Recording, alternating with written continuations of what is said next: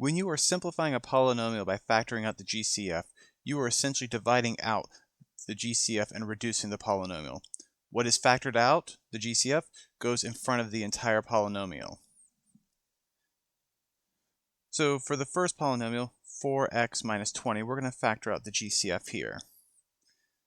So breaking it down just a little bit, I can see that 4x minus 20 is the same as 4x minus 4 times 5.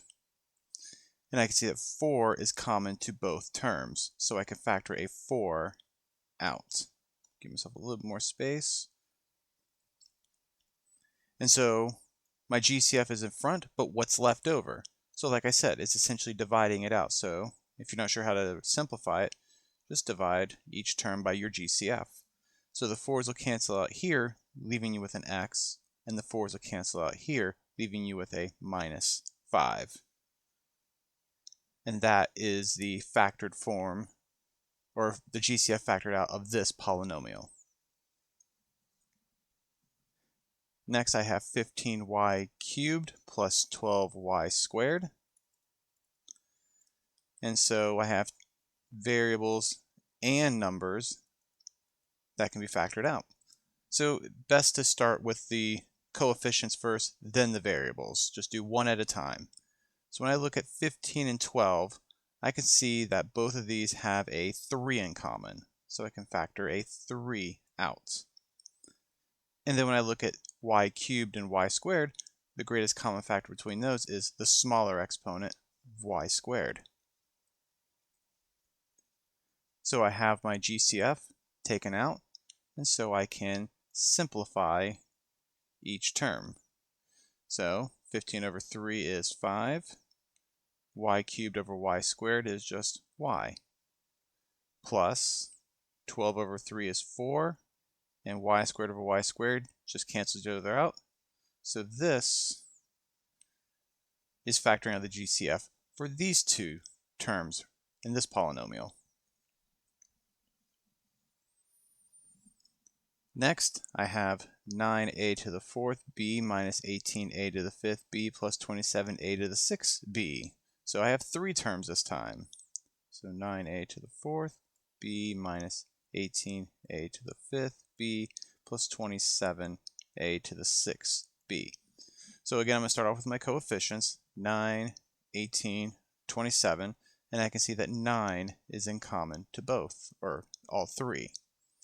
So I take my 9 down here, and I see I have an a to the 4th, an a to the 5th, and an a to the 6th. So the smallest number, or smallest exponent, is a to the 4th, so that is what comes out. And every single term has a b. So it makes it super easy. Just put a b.